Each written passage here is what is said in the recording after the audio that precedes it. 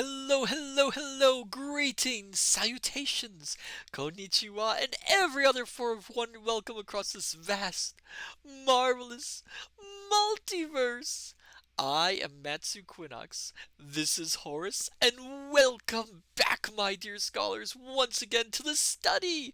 Hello, hello, hello.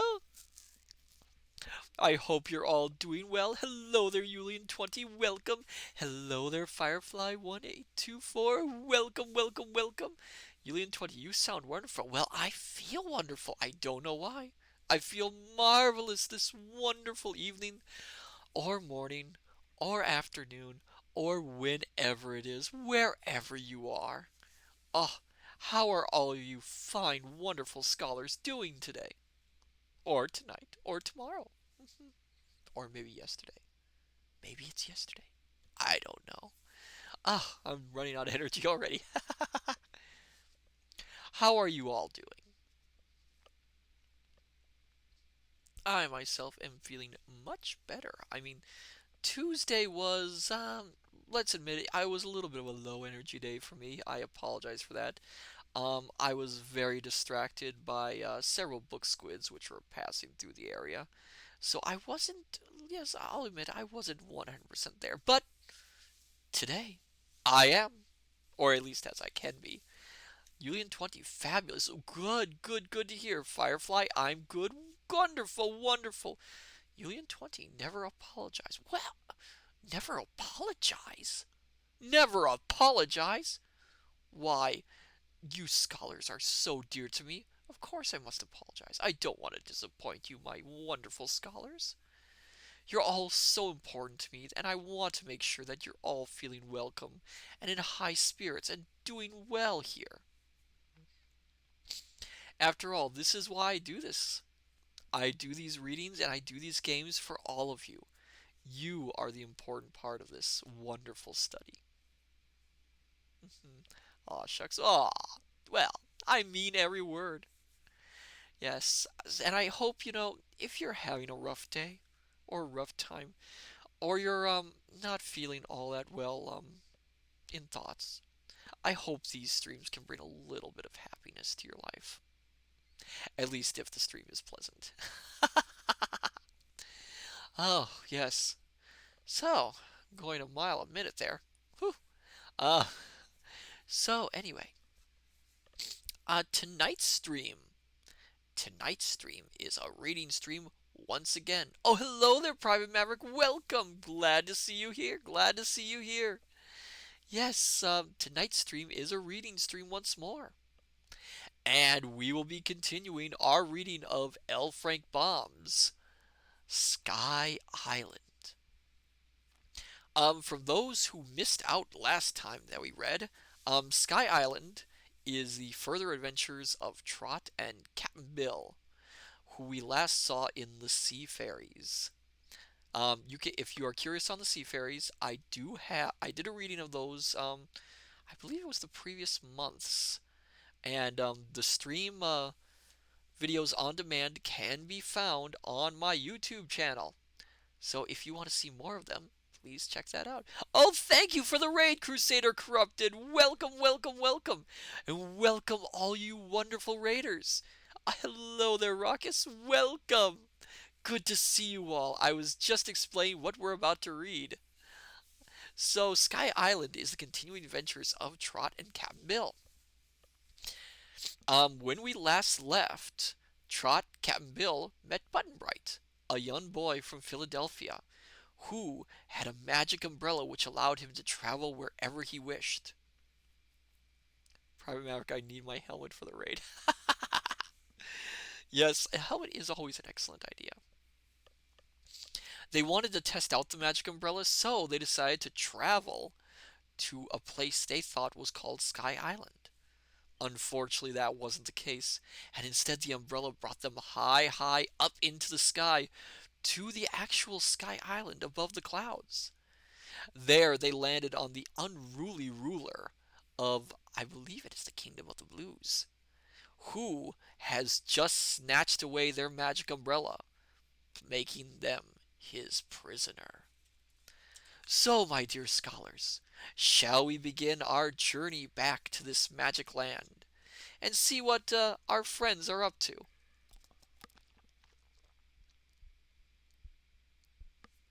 Hydrating a little bit first. Also, goodness me, I sound like a commercial announcer when I talk like that. Private Maverick, yes, please. Ooh, right away, right away. All right, then, my wonderful, dear, lovely scholars.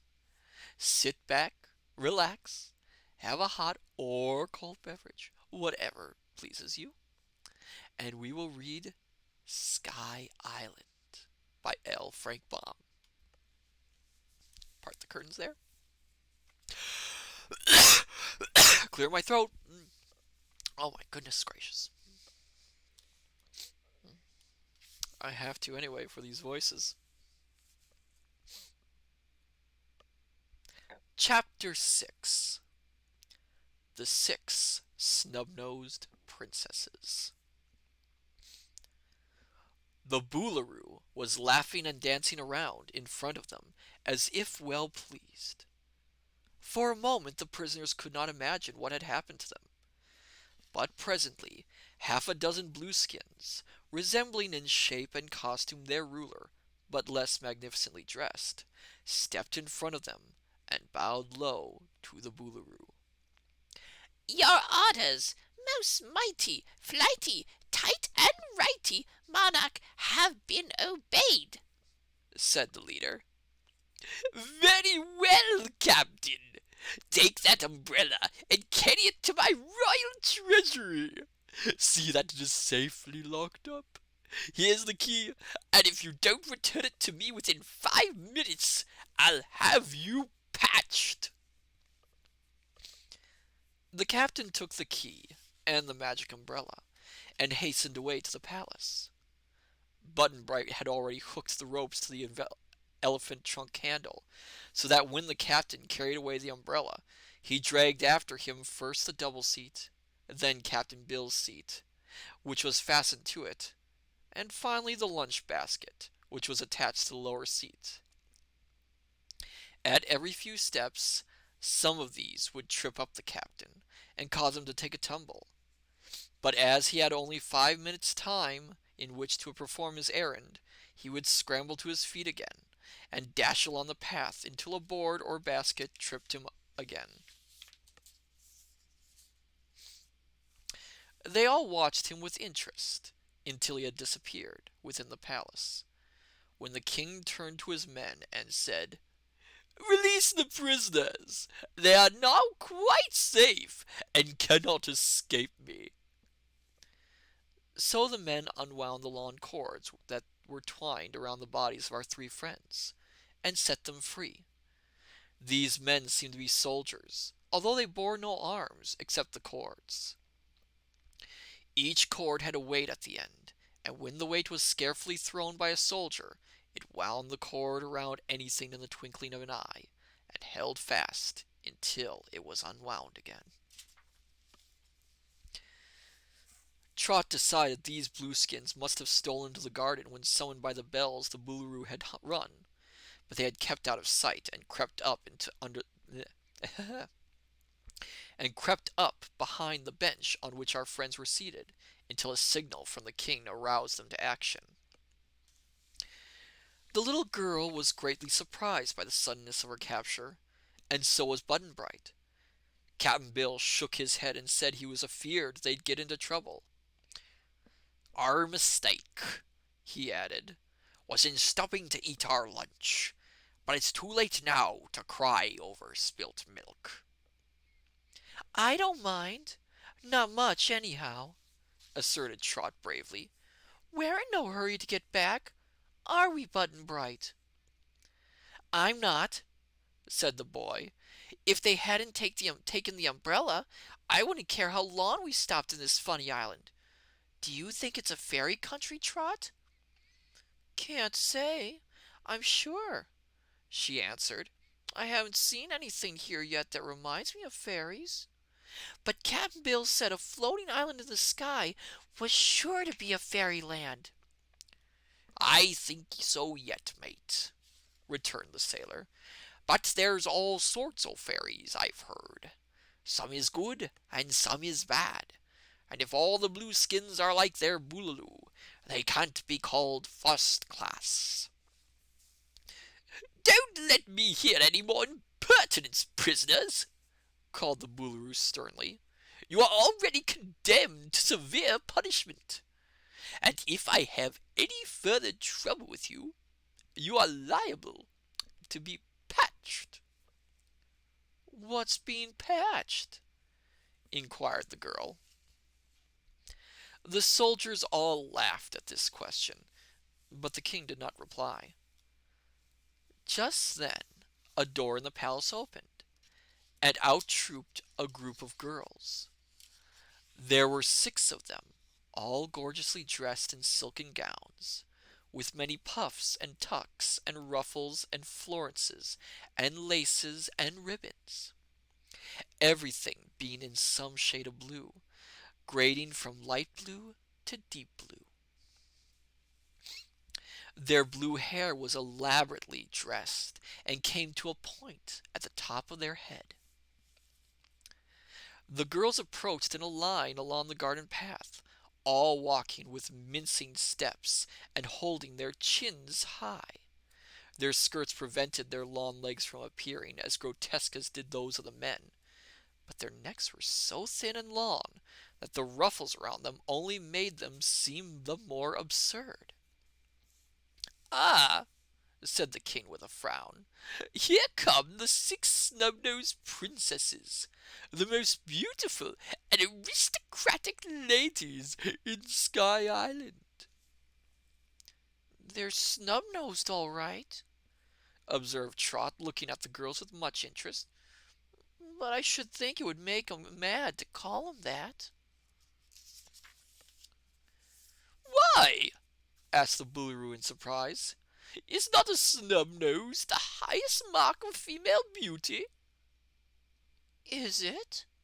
asked the girl. "Most certainly. In this favorite isle, which is the center of the universe, a snub nose is an evidence of high breeding, which any lady would be proud to possess." The 6 snub-nosed princesses now approached the fountain and stood in a row, staring with haughty looks at the strangers.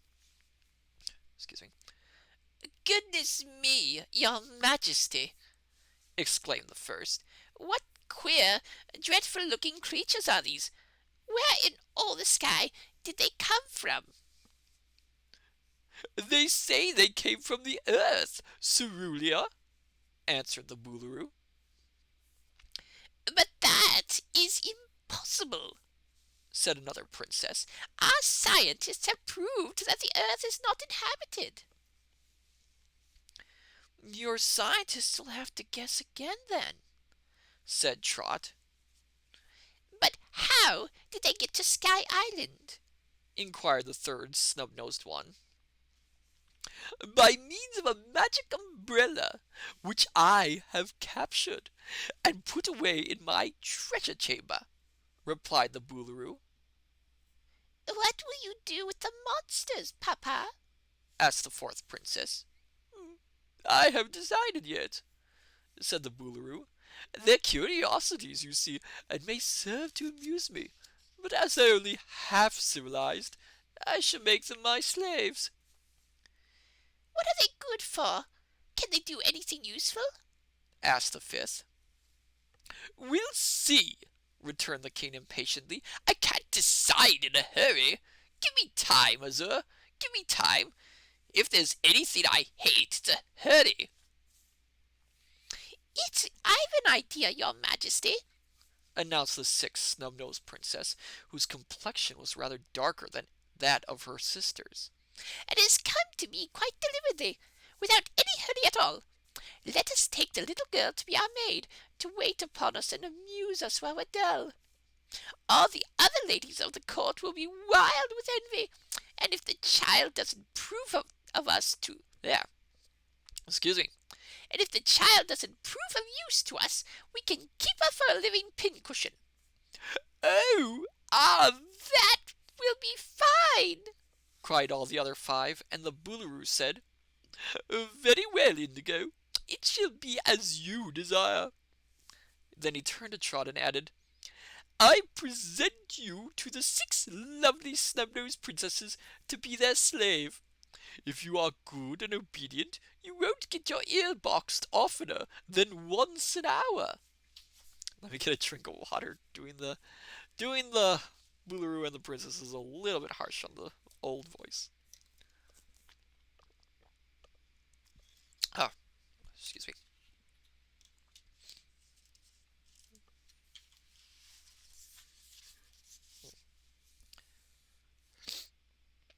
I won't be anybody's slave, protested Trot.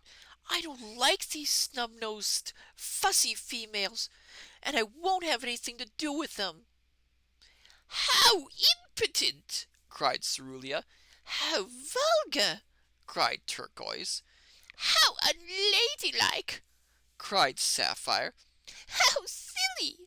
cried Azure. How absurd! cried Cobalt. How wicked! cried Indigo, and then all 6 held up their hands as if horrified. The Boolooroo laughed. You'll know how to bring her to time, I imagine, he remarked. And if the girl isn't reasonable and obedient, send her to me, and I'll have her patched. Now then, take her away. But Trot was obstinate and wouldn't budge a step. Keep us together, your majesty, begged Cap'n Bill. If we're to be slaves, don't separate us, but make us all the same kind of slave. I shall do what pleases me, declared the Boolooroo angrily. This guy just seems like such a jerk. Don't try to dictate, old Moonface, for there's only one royal will in Sky Island, and that's my own. He then gave a command to a soldier, who hastened away to the palace, and soon returned with a number of long blue ribbons. Excuse me. One he tied around Trot's waist, and then attached to it 6 other ribbons. Each of the 6 snub-nosed princesses held the end of a ribbon, and then they turned and marched haughtily away to the palace, dragging the little girl after them. Don't worry, Trot, cried Button-Bright. We'll get you out of this trouble pretty soon. Trust to us, mate, added Cap'n Bill. We'll manage to take care of you. Oh, I'm all right, answered Trot with fine courage. I'm not afraid of these gawkies. But the princesses pulled her after them, and soon they had all disappeared into one of the entrances to the Blue Palace. Now then, said the Boolooroo, I will instruct you two in your future duties. I shall make old Moonface. My name's Cap'n Bill Weedles, interrupted the sailor. I don't care what your name is. I shall call you old Moonface, replied the king, for that suits you quite well. I shall appoint you the Royal Nectar Mixer to the court of Sky Island. And if you don't mix our nectar properly, I'll have you patched. How do you mix it? asked Cap'n Bill. I don't mix it. It's not the Boolooroo's place to mix nectar, was the stern reply. But you may inquire of the palace servants, and perhaps the royal chef or the major domo will consent to tell you. Take him to the servants' quarters, Captain Ultramarine, and give him a suit of the royal livery.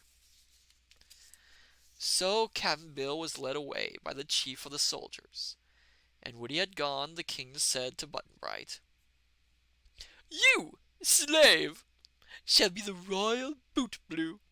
Your duty will be to keep the boots and shoes of the royal family nicely polished with blue.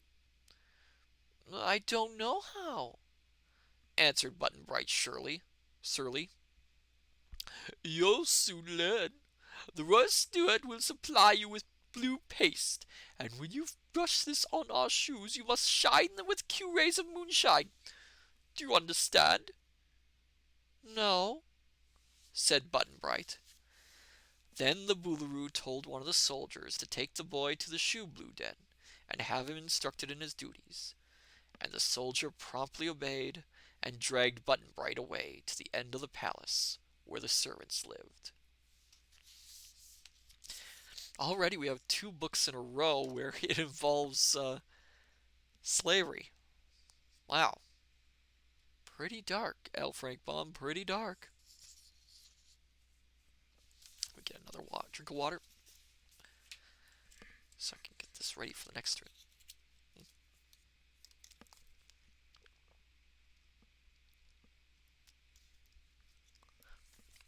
You'll notice often in a lot of these L. Frank Baum stories when he creates these fairylands, he likes to wrap up the settings, the culture in, as much as I hate to say it, a lot of puns and a lot of wordplay.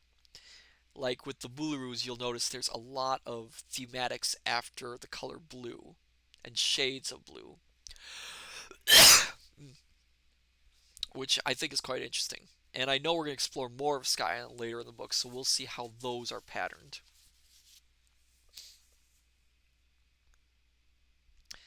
Chapter 7. Gip Gazelle, hope I'm pronouncing this right, Gip Gazelle proves friendly. Kintron, welcome! Glad to have you here. They're blue, dabu-dee, dabu-da. Dabu-dee, dabu-da. Well, that does say right. Dabu-dee, dabu-da. Interesting. The royal palace was certainly a magnificent building, with large and lofty rooms and superb furnishings, all being in shades of blue. The soldier and the boy passed through several broad corridors, and then came to a big hall where many servants were congregated. These were staring in bewilderment at Captain Bill, who had been introduced to them by Captain Ultramarine. Now they turned in no less surprise to examine the boy, and their looks expressed not only astonishment, but dislike. The servants were all richly attired in blue silk liveries, and they seemed disposed to resent the fact that these strangers had been added to their ranks. They scowled and muttered and behaved in a very unfriendly way, even after Captain Ultramarine had explained that the newcomers were merely base slaves and not to be classed with the free royal servants of the palace.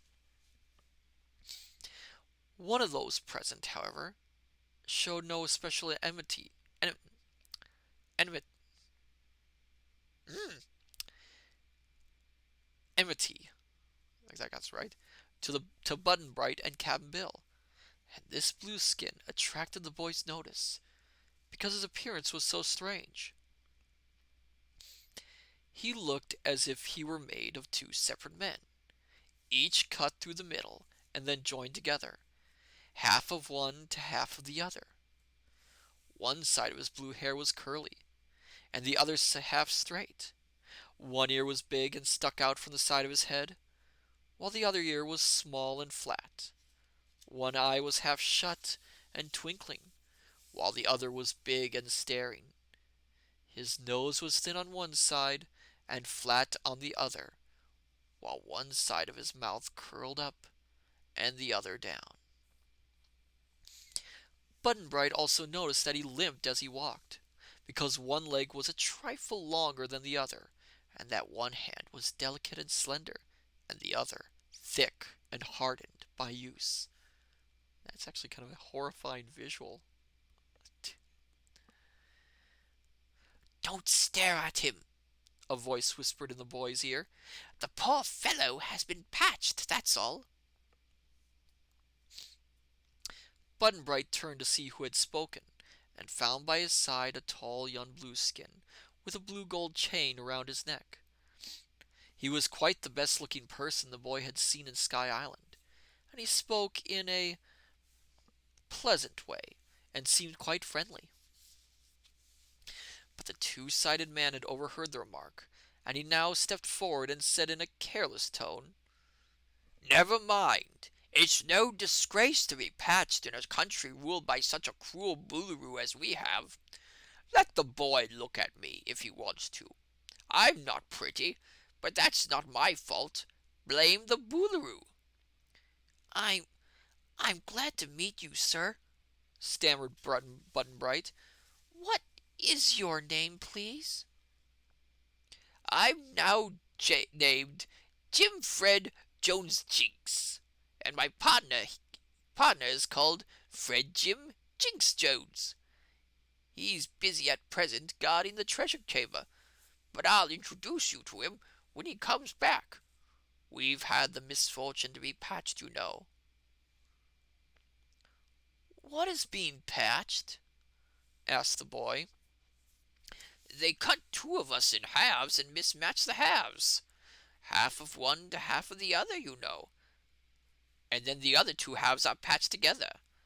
It destroys our individuality and makes us complex creatures. So it's the worst punishment that then yeah. So it's the worst punishment then can be inflicted in Sky Island." Wow, that is really terrifying.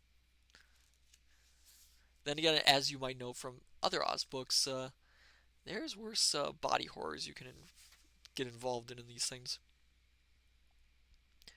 Oh, Said Button Bright, alarmed at such dreadful butchery. doesn't it hurt? "No, it doesn't hurt," replied Jim Fred, "but it makes one frightfully nervous. They stand you under a big knife, which drops and slices you neatly in two." Jeez. "Exactly in the middle. Then they match half of you to another person who has likewise been sliced, and there you are, patched to someone you don't care about and haven't much interest in.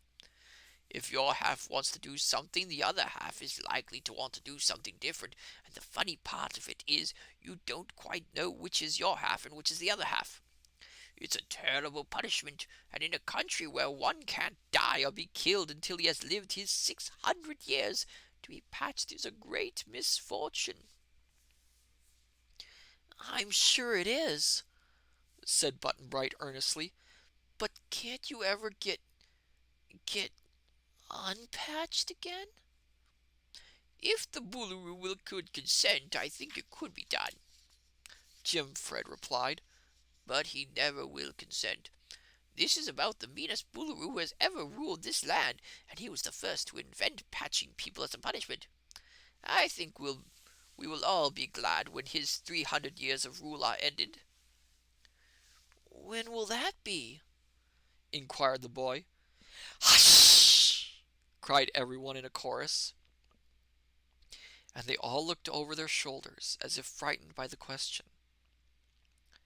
The officer with the blue gold chain pulled Button Bright's sleeve and whispered, "Follow me, please." and then he beckoned to Cap'n Bill and led the two slaves to another room, where they were alone. "I must instruct you in your duties," said he, when they were all comfortably seated in cozy chairs with blue cushions. "You must learn how to obey the Booloroo's commands, so he won't become angry and have you patched." "How could he patch us?" asked the sailor man curiously. "Oh, he'll just slice you all in halves, and then patch half of the boy to half of the girl, and the other half to half of you, and the other half of you to the other half of the girl, see?" "Can't say that I do," said Cap'n Bill, much bewildered. "It's a regular mix-up." I like Cap'n Bill. It's hard to do his voice, though, such dialect. "That's what it's meant to be." "And seeing as we're Earth folks and not natives of Sky Island, I've an idea the slicing machine would about end us without being patched," continued the sailor. Oh, said Button Bright. so it would.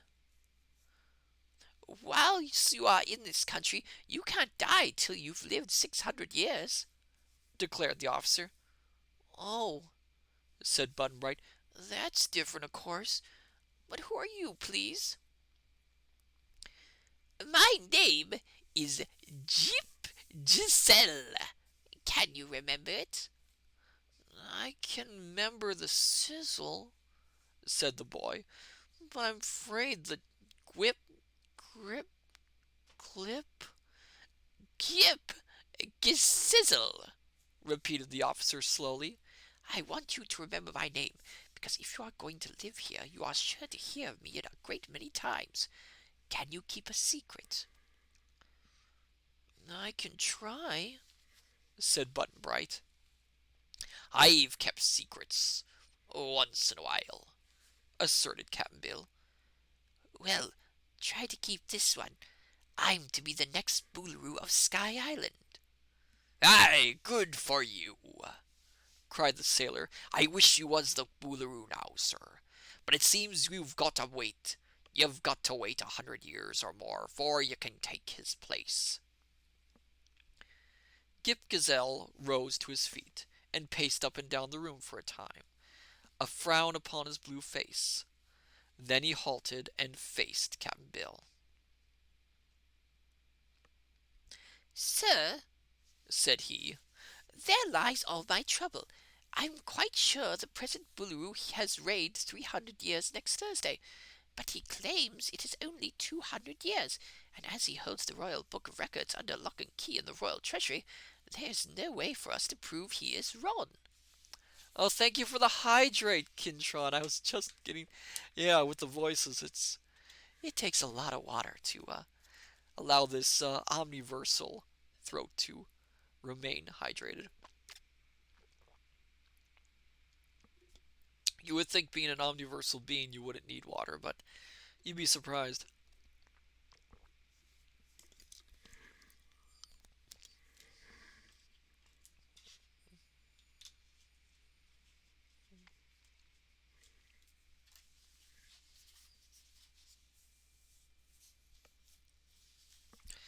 Thank you.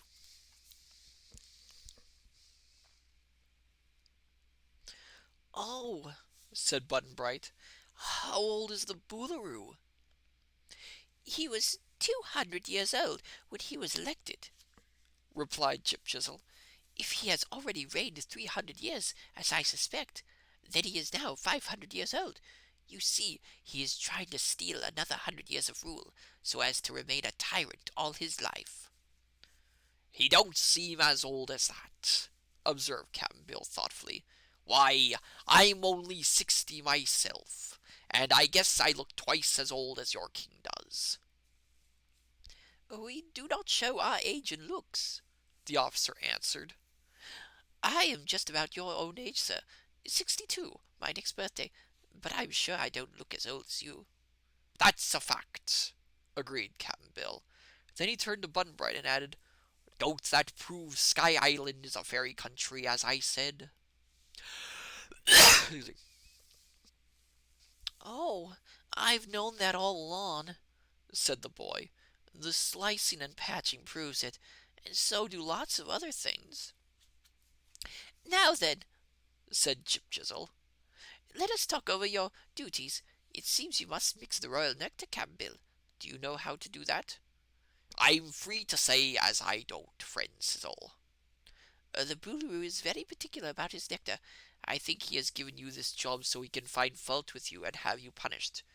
But we will fool him. You are strangers here, and I don't want you imposed upon. I'll send Tiggle to the royal pantry and keep him there to mix the nectar.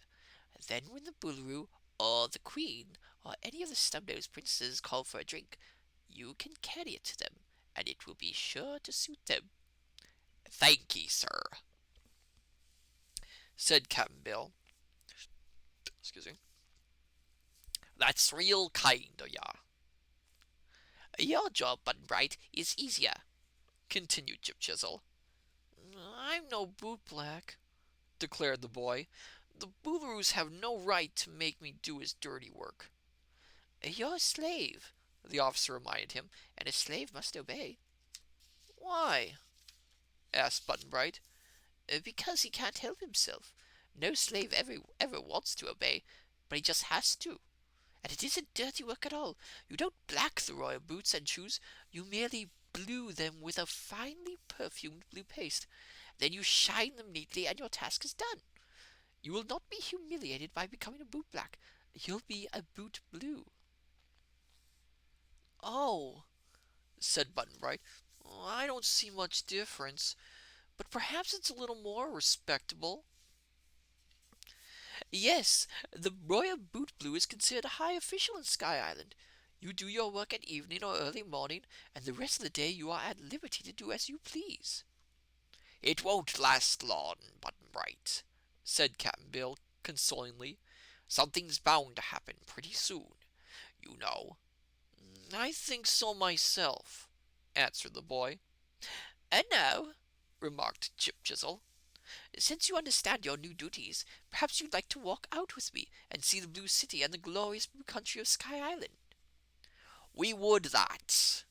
cried Cap'n Bill promptly.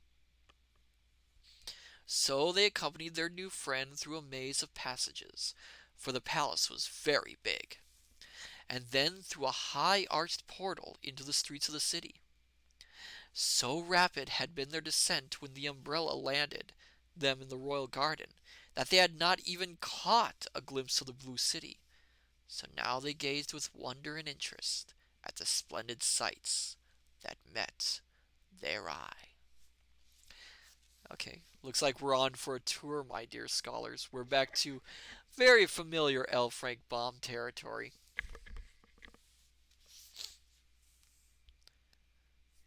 What was this? This is chapter. Sometimes it's hard to read what the numbers are because they're not written regularly. The titles are all drawn essentially. Chapter 8: The Blue City. The Blue City was quite extensive, and consisted of many broad streets, paved with blue marble, and lined with splendid buildings of the same beautiful material. There were houses and castles and shops for the merchants, and all were prettily designed, and had many slender spires and imposing turrets that rose far into the blue air. Everything was blue here, just as was everything in the royal palace and gardens, and a blue haze overhung all the city. "Doesn't the sun ever shine?" asked Cap'n Bill. "Not in the blue part of Sky Island," replied Chip Chisel. "The moon shines here every night, but we never see the sun. I am told, however, that on the other half of the island, which I have never seen, the sun shines brightly, but there is no moon at all." "Oh," said Button Bright, "is there another half to the Sky Island?" "Yes, a dreadful place called the Pink Country. I'm told everything there is pink instead of blue. A fearful place it must be indeed," said the Blueskin with a shudder. "I don't know about that," remarked Cap'n Bill. "That pink country sounds kind o' cheerful to me. Is your blue country very big?" "It is immense," was the proud reply. "This enormous city extends a half a mile in all directions from the center, and the country outside the city is fully a half mile further in extent. That's very big, isn't it?" "Not very, not very," replied Cap'n Bill with a smile. "We've cities on the earth 10 times bigger, and then some big besides. We'd call this a small town in our country." "Our country is 1,000—" Oh, that's Button Bright. Sometimes it's hard to tell who's talking. "Our country is thousands of miles wide and thousands of miles long. It's the great United States of America," added the boy earnestly. Chip Chisel seemed astonished. He was silent a moment and then said, "Here in Sky Island we prize truthfulness very highly. Our Boolooroo is not very truthful, I admit, for he is trying to misrepresent the length of his reign. But our people, as a rule, speak only the truth." "So do we," asserted Cap'n Bill. "What Button Bright said is the honest truth, every word of it." But we have been led to believe that Sky Island is the greatest country in the universe. Being, of course, our half of it, the Blue Country. It may be for you, perhaps, the sailor stated politely, and I don't imagine any island floating in the sky is any bigger. But the universe is a big place, and you can't be sure of what's in it till you've traveled like we have. Perhaps you are right, mused the Blueskin, but he still seemed to doubt them. Is the pink side of Sky Island bigger than the blue side? Asked Button Bright. No, it is supposed to be the same size, was the reply. Then why haven't you ever been there? Seems to me you could walk across the whole island in an hour, said the boy. The two parts are separated by an impassable barrier, answered Jip Chisel. Between them lies the great fog bank. A fog bank? Why, that's no barrier, exclaimed Cap'n Bill. It is indeed, returned the Blueskin. The fog bank is so thick and heavy that it blinds one, and if once you got into the bank you might wander forever and not find your way out again. Also, it is full of dampness that wets your clothes and your hair until you become miserable. It is furthermore said that those who enter the fog bank forfeit the 600 years allowed them to live, and are liable to die at any time. Here we do not die, you know. We merely pass away. How's that? Asked the sailor. Isn't passing away just the same as dying? No, indeed. When our 600 years are ended, we march into the great blue grotto through the Arch of Phineas, and are never seen again. That's queer, said Button Bright. What would happen if you didn't march through the arch? I do not know, for no one has ever refused to do so. It is the law, and we all obey it. It saves funeral expenses anyhow, remarked Cap'n Bill. Okay, that is terrible. That is darkly funny at the same time. Where is this arch? Just outside the gates of the city, there is a mountain in the center of the Blue Island, and the entrance to the great blue grotto is at the foot of the mountain. According to our figures, the Boolooroo ought to march into this grotto 100 years from next Thursday, but he is trying to steal 100 years or so. Excuse me. But he is trying to steal 100 years, and so perhaps he won't enter the Arch of Phineas. Therefore, if you will please be patient for about 100 years, you will discover what happens to one who breaks the law. Thank ye, remarked Cap'n Bill. I don't expect to be very curious 100 years from now. Nor I, added Button Bright, laughing at the whimsical speech. But I don't see how the Boolooroo is able to fool you all. Can't any of you remember 200 or 300 years back, when he first began to rule? Get another drink of water.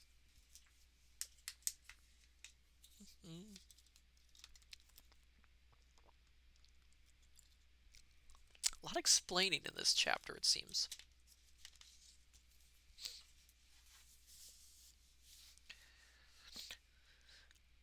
No, said Jip Sizzle. That's a long time to remember, and we Blueskins try to forget all we can, especially whatever is unpleasant. Those who remember are usually the unhappy ones. Only those able to forget find the most joy in life. During this conversation, they had been walking along the streets of the Blue City, where many of the Blueskin inhabitants stopped to gaze wonderingly at the sailor and the boy, whose strange appearances surprised them. They were a nervous, restless people, and their egg-shaped heads set on the ends of long, thin necks seemed so grotesque to the strangers that they could scarcely forbear laughing at them. The bodies of these people were short and round, and their legs exceptionally long. So when a Blueskin walked, he covered twice as much ground at one step as Cap'n Bill or Button Bright did. The women seemed just as repellent as the men, and Button Bright began to understand that the 6 snub-nosed princesses were, after all, rather better looking than most of the females of the Blue Country, and so had a certain right to be proud and haughty. Oh, hello there, Pudmels. Welcome, welcome, welcome. Glad to have you here. We're in the middle of reading Sky Island, and they're touring the blue city found in the sky. Oh, thank you for the follow, Puddymels? Puddymels? I hope I'm pronouncing that right. Thank you for the follow and welcome, fellow scholar, to the study. Glad to have you here.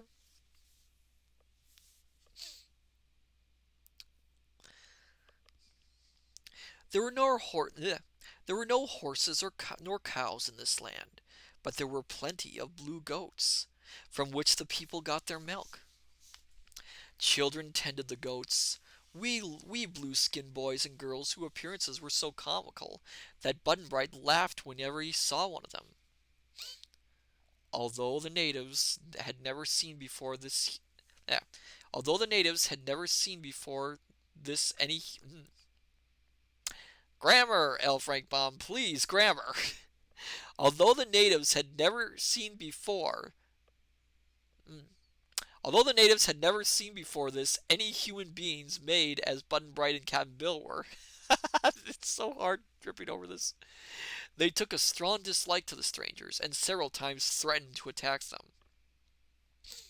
Perhaps if Chip Chisel, who was their favorite, had not been present, they would have mobbed our friends with vicious ill will and might have seriously injured them. But Chip Chisel's friendly protection made them hold aloof. By and by they passed through a city gate, and their guides showed them the outer walls, which protected the city from the country beyond. There were several of these gates, and from their recesses stone steps led to the top of the wall. They mounted a flight of these steps, and from their elevation plainly saw the low mountain where the Arch of Phineas was located, and beyond that the thick blue-gray fog bank, which constantly rolled like billows of the ocean, and really seemed from a distance quite forbidding. But it wouldn't take long to get there, decided Button Bright. And if you were close up, it might not be worse than any other fog. Is the Pink Country on the other side of it? So we are told in the Book of Records, replied Chip Chisel. None of us now living know anything about it, but the Book of Records calls it the Sunset Country, and says that at evening the pink shades are drowned by terrible colors of oranges and crimson and golden yellow and red. Wouldn't it be horrible to be obliged to look upon such a sight? It must give the poor people who live there dreadful headaches. I'd like to see that book of records, mused Cap'n Bill, who didn't think the description of the Sunset Country at all dreadful. I'd like to see it myself, returned Chip Chisel, with a sigh. But no one can lay hands on it because the Boolooroo keeps it safely locked up in his treasure chamber. Where's the key to the treasure chamber? Asked Button Bright. The Boolooroo keeps it in his pocket night and day, was the reply. He is afraid to let anyone see the book, because it would prove he has already reigned 300 years next Thursday, and then he would have to resign the throne to me, and leave the palace and live in a common house. My magic umbrella is in that treasure chamber, said Button Bright, and I'm going to try to get it. Are you? Inquired Chip Chisel eagerly. Well, if you manage to enter the treasure chamber, be sure to bring me the Book of Records. If you can do that, I will be the best and most grateful friend you ever had. Excuse me. I'll see, said the boy. It ought not to be hard work to break into the treasure chamber. Is it guarded? Yes. The outside guard is Jim Fred Jinks Jones, the double patch of the Fred Jim whom you have met, and the inside guard is a ravenous creature known as the Blue Wolf, which has teeth a foot long and as sharp as needles. Oh, said Button Bright. But never mind the Blue Wolf. I must manage to get my umbrella, somehow or other. Kintron 300 years next Thursday. Wait, Blue Wolf. Kintron, your name on there is a blue, isn't it? So does that mean it's You? Oh, hello there, Sophia. Welcome, welcome, welcome to the stream. We're in the middle of reading Sky Island. They're just touring the Blue City right now.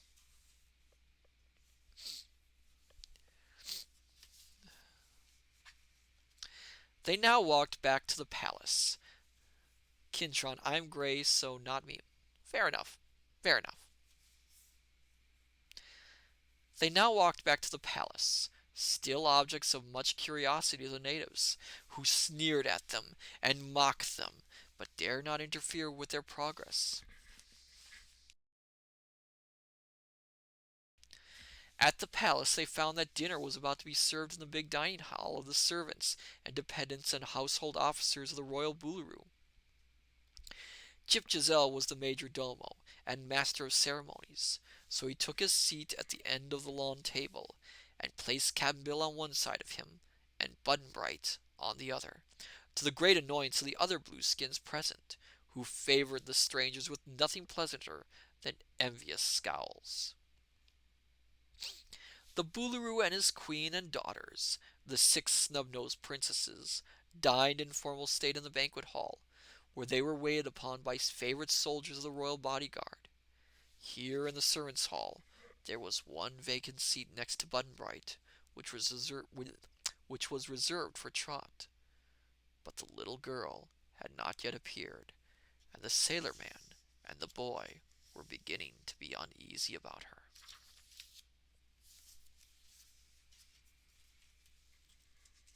Get another drink.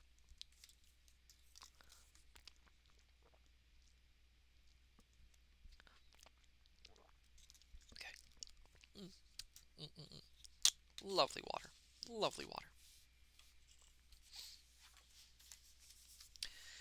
Chapter 9. The Tribulation of Trot. Oh, that's right. Don't you think that's amusing, Horace? Okay, maybe I find it amusing. Okay, well, if you say so. Whatever. The apartments occupied by the 6 snub-nosed princesses were so magnificent that when Trot first entered them, led by her haughty captors, she thought they must be the most beautiful rooms in all the world. There was a long and broad reception room with 47 windows in it, and opening out of it were 6 lovely bedchambers, each furnished in the greatest luxury. Adjoining each sleeping room was a marble bath, and each princess had a separate boudoir. I'm pronouncing that wrong, I know, and I can't remember how to pronounce it. Boudoir. Where was I? Oh dear, I lost my place. Had a separate boudoir and a dressing room. The furnishings were of the utmost splendor, blue gold and blue gems being profusely used in the decorations. Yulian 20, your words are fine. Oh, thank you. I hope so. I hate tripping over words. Let me just turn around a little bit. Oh, there we go.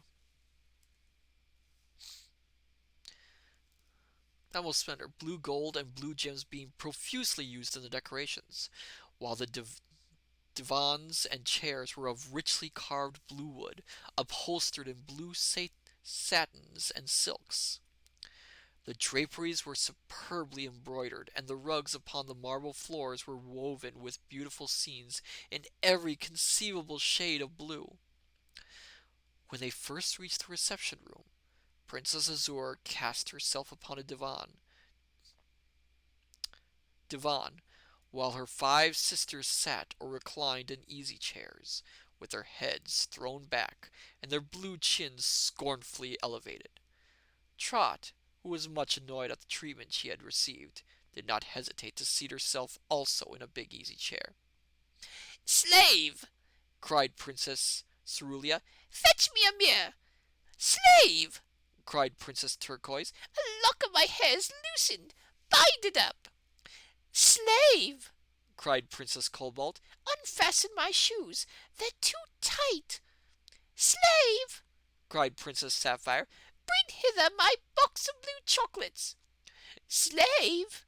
cried Princess Azure, "stand by my side and fan me." "Slave!" cried Princess Indigo, "get out of that chair! How dare you sit in our presence?" If you're saying all these things to me," replied Trot, "you may as well save your breath. I'm no slave."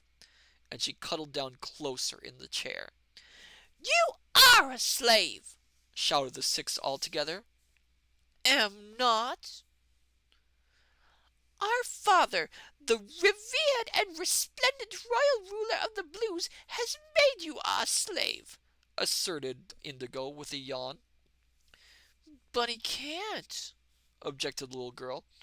"I'm so royal and rapturous and ridiculous myself, and I won't allow any cheap Boolooroo to order me round."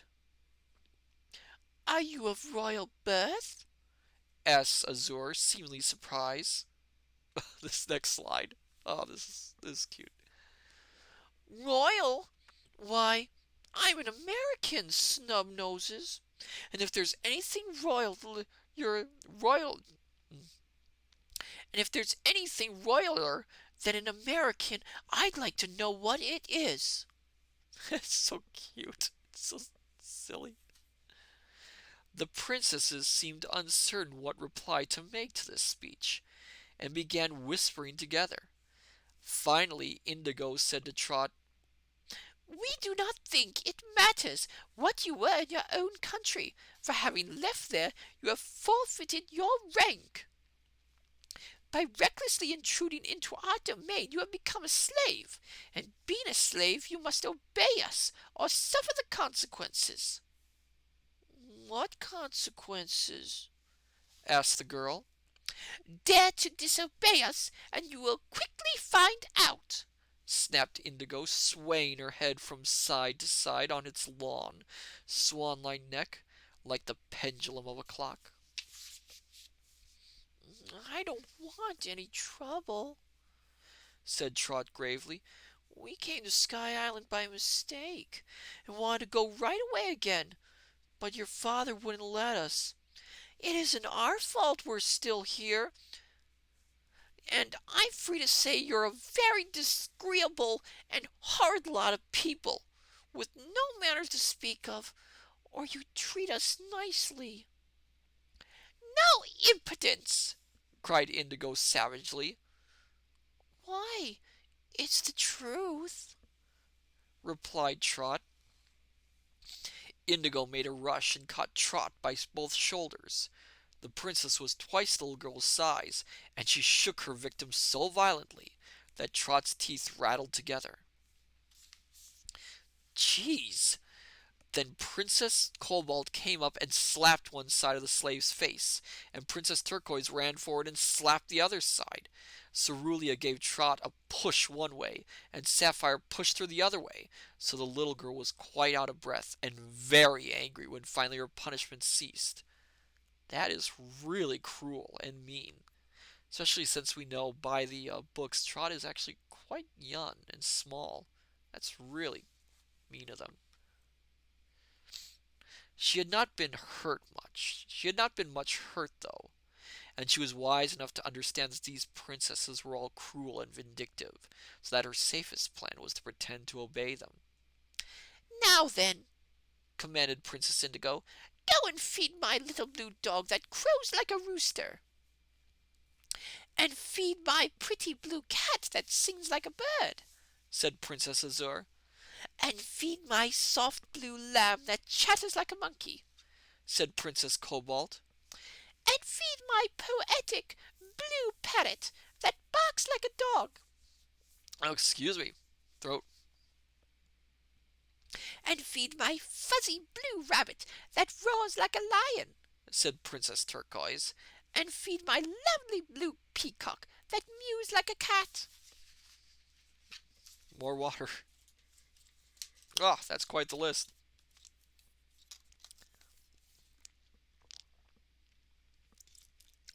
Oh my goodness.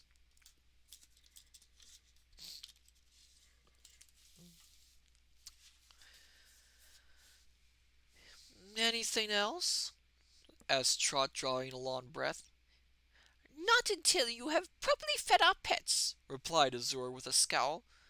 What do they eat then? Meat, milk, clover, seeds, bread, carrots. All right, said Trot. Where do you keep the menagerie? Our pets are in our boudoir. Boudoirs, said Indigo harshly. What a little fool you are! Perhaps, said Trot, pausing as she was about to leave the room, when I grow up, I'll be as big a fool as any of you. Then she ran away to escape another shaking. In the first boudoir, she found the little blue dog curled up on a blue cushion in a corner. Trot patted his head gently, and this surprised the dog, who was accustomed to cuffs and kicks. Okay, okay, so these princesses, I can buy them being cruel to Trot, but they're cruel to their pets? Really? Okay, I do not like these princesses. They really are awful people. I mean, kicking a poor dog.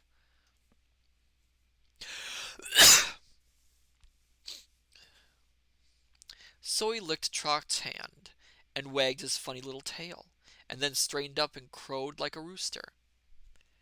The girl was delighted with the queer doggy, and she found some meat in a cupboard and fed him out of her hand, patting the little creature and stroking his soft blue hair. The doggy had never in his life known anyone so kind and gentle, so when Trot went into the next boudoir, the animal followed closely at his heels, wagging his tail every minute. "Oh, hello there, Lenko. Welcome! We are just reading a chapter from Sky Island. We just got to little Trot feeding the princess's pets and learning that she is much kinder to them than their owners." The blue cat was asleep on a window seat, but it woke up when Trot tenderly took it in her lap and fed it milk from a blue gold dish. It was a pretty cat, and instantly knew the little girl was a friend, vastly different from its own bad-tempered mistress. So it sang beautifully, as a bird sings, and both the cat and the dog followed Trot into the third boudoir. Here was a tiny blue lamb, with fleece as blue as a larkspur and as soft as silk. "Oh, you darling!" cried Trot, hugging the little lamb tight in her arms. At once the lamb began chattering, just as a monkey chatters, only in the most friendly and grateful way, and Trot fed it a handful of fresh blue clover, and smoothed and petted it until the lamb was eager to follow her wherever it might go. When she came to the fourth boudoir, a handsome blue parrot sat on a blue perch, and began barking as if it were nearly starving. Then it cried out, "Quack! Rub-a-dub-dub! Give me some grub! Quack!" Trot laughed and gave it some seeds, and while the parrot ate them, she stroked gently his soft feathers. The bird seemed much astonished at the unusual caress, and turned upon the girl first one little eye, and then the other, as if trying to discover why she was so kind. He had never experienced kind treatment in all his life, so it was no wonder that when the little girl entered the fifth boudoir, she was followed by the parrot, the lamb, the cat, and the dog, who all stood beside her and watched her feed the parrot, which she found strutting around and mewing like a cat for his dinner. Said the parrot, "Quack! I spy a peacock's eye on every feather. Quack! I wonder why." The peacock soon came to love Trot as much as the other bird, and all the beasts did, and it spread its tail and strutted after her into the next boudoir, the sixth one. As she entered this room, Trot gave a start of fear, for a terrible roar, like the roar of a lion, greeted her. But there was no lion there. A fuzzy blue rabbit was making all the noise. For goodness sake, keep quiet, said Trot. Here's a nice blue carrot for you. The color seems all wrong, but it may taste just as good as if it were red.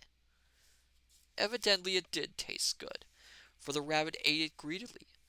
When it was not roaring, the creature was so soft and fluffy that Trot played with it and fondled it a long time after it had finished eating. And the rabbit played with the cat and the dog and the lamb, and did not seem a bit afraid of the parrot or the peacock. But all of a sudden, in pounced Princess Indigo with a yell of anger. So, this is how you waste your time, is it? Exclaimed the princess. And grabbing Trot's arm, she jerked the girl to her feet and began pushing her from the room. All the pets began to follow her, and seeing this, Indigo yelled at them to keep back. Kintron, rare parrot. Yes, indeed, quite a rare parrot.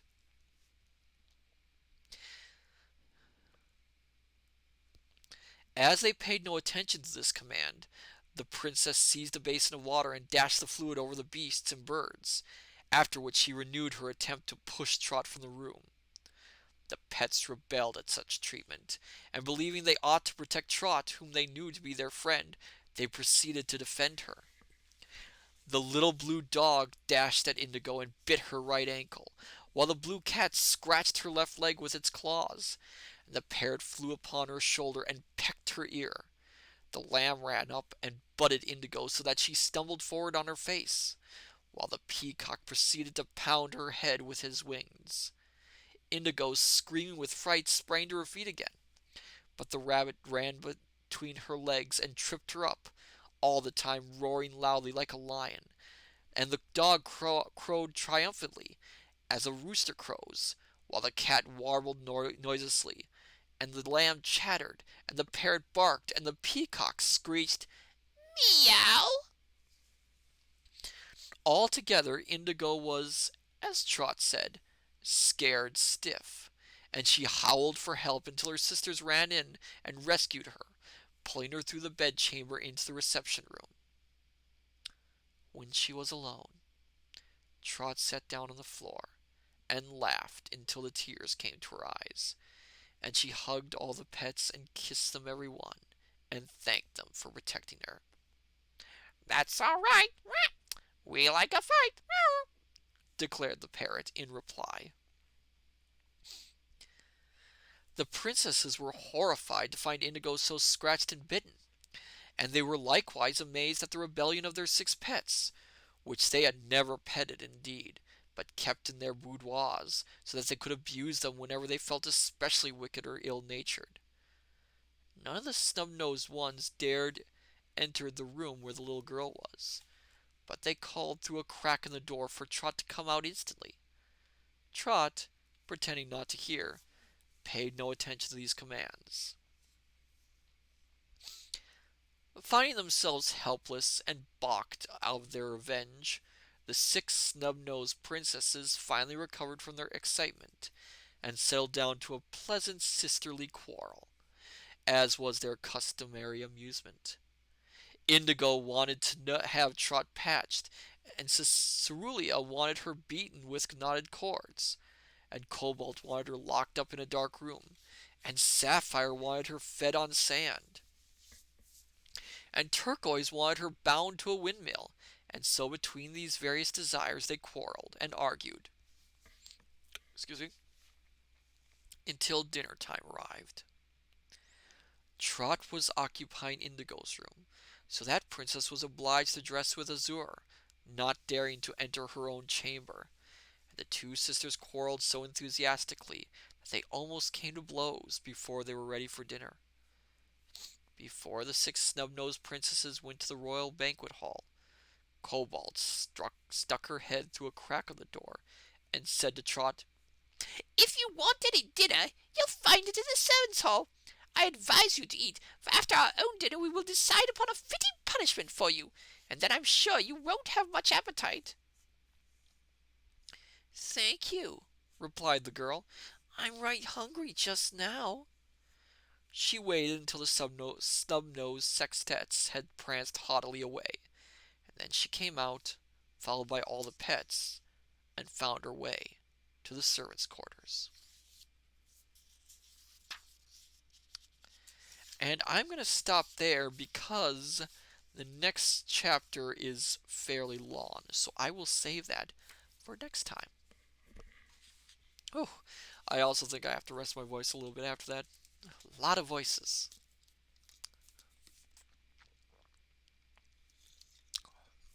All right. So I will meet you all in our little chat area, and we will close out this evening. Oh, there we are. So, my dear scholars, what do you think of the story so far? I'd like to hear your opinions. Alien20 enjoyed the story. Yes, I do too. I was a little concerned, actually, at first when we got to the chapter about the Blue City, because I thought we were going to have a repeat of what happened to the Sea Fairies, where it was, if anyone was there during that stream, it was very much a travelogue for much of the book, for practically the first half of it. But they didn't do it this time. They really stuck to the plot. In 20, this was much better. Yes, I agree. This is a much better plot, much better pacing than Sea Fairies was. Sea Fairies was, it was okay. I mean, it wasn't a bad book at all. But the travelogue expert, the travelogue, um, what's the word I'm looking for? Horace, what's that word I'm looking for? Um, the travel. Oh yes, the travelogue climate of the story. It felt like there wasn't enough to hold the book together. I mean, once we got past that into Zog and the palace and Anko and all that, then it moved faster. But before that, it was just very, very slow moving, with not a lot going on for the characters. This book so far, we have a very clear plot right off the bat, with our heroes basically being prisoners, their only means of escape being held by the villain of the story, and discovering that the villain also might be trying to hold on to power longer than he should be. So we know that the plot right away. And I will say, we are going to visit the other half of the island later on. So I think we're actually going to get more than one plot in this book. I think we're actually going to get two separate plots, which will then link up towards the end, which I'm really kind of interested in seeing. Um, the Blues are kind of an interesting creation of L. Frank Baum, I have to say. They, well, I don't, well, I'll say this. With the Blues, it's very hard to really tell if there's any really, other than the color theme, it's really hard to tell if there's any sort of personality theme to them. Because another thing you'll often see in L. Frank Baum stories is when we explore a location, often the location will have some sort of thematic behavior attached to them, which reflects what the characters are a satire of. Unit 20 looking forward to that. Good, good. I'm glad to hear that. This is especially seen a lot in the Oz books, where they travel to a lot of different kingdoms, especially in the later ones. L. Frank Baum did it a lot, but the later authors of the Oz books, yes, there actually were later authors. What's her name? Ruth Bloomy Thompson, I think was her name. Ruth Plumley Thompson, who was the second author of the Oz books. She really, really, really got attached to the wordplay aspect of the Oz books, and so you would see a lot more characters who had behavioral characteristics based off what their location is. A good example of that is, what was the name of that book? I believe it was The Yellow Knight of Oz, which is one of Plumley Thomas's books. And in that book, I will spoiler alert it for you if you want to read it. In that book, they visit a place called Torpedo Town, which is a location populated by living bullets and rockets of all things. And these beings, they mention, love to they love riddles, and they love to riddle people when they first meet them, which is a very gruesome thought, honestly. But it also is, they're always very hot-tempered people, so they're supposed to embody, the idea of a rocket, hot-tempered fire, and all that. Sky Island, it's very hard to tell so far because you wouldn't think the color blue would be so populated by beings who seem just plain rude. Unless, wait. Are they doing a parody on the idea of blue bloods and being haughty and, full of yourselves? I wonder if that's what L. Frank Baum is really focusing on. That is interesting if that's the case. But we'll find out as the story progresses. In 20, that makes sense. We have a lot more coming up, and I think we will be leaving Skyland after a time. We're leaving the blue area not very long after this chapter, I think. Actually, Private Maverick, maybe we'll see. We'll see. There's a lot ahead of us. Okay, so next week's schedule. We will be playing on Tuesday if everything goes to plan. This is all dependent on everything going to plan. Tuesday we'll be going back to Toem. Hopefully I will be more focused this time. I had a lot of fun playing that game, and there is a lot left to do, I think, in the game. So I'm really looking forward to playing more of that.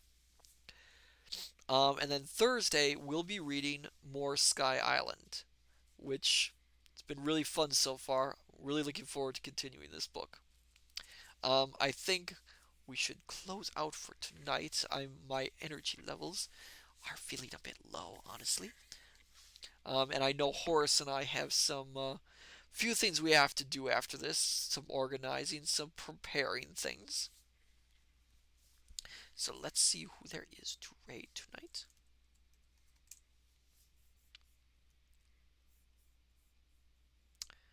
Okay, let's see. And I see Sophia Ignacy is streaming tonight, and I believe she's reading an L. Frank Baum book, some Oz. Kinchon more focused on a photography game. Matsu inadvertently pun.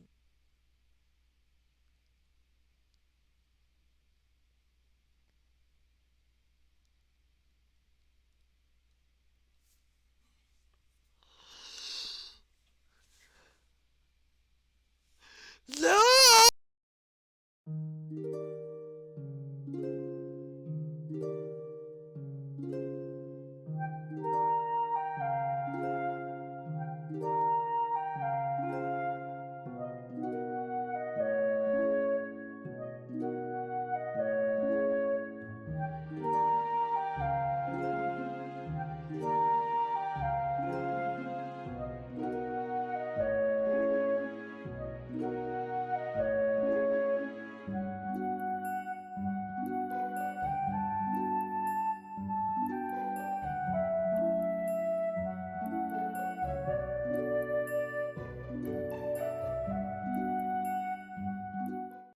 Okay, okay, I can fix this. I can fix this. I'll just have to take a cold shower after this. I'm gonna have to disinfect myself.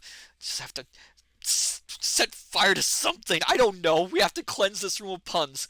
We have to cleanse the room of puns. We have to get it ready. Horace, I need you. Go into room 53. Get out that jar I told you never to get out. Uncork it and let us get ready. All right? All right. My dear scholars, I hate to end this on a run, but we have to cleanse this entire area of puns. So, we'll raid Sophia Ignace.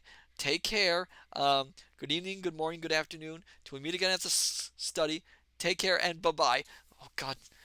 Oh, great eye. What have I done? What have I done? What have I done, Taurus? No, no, no.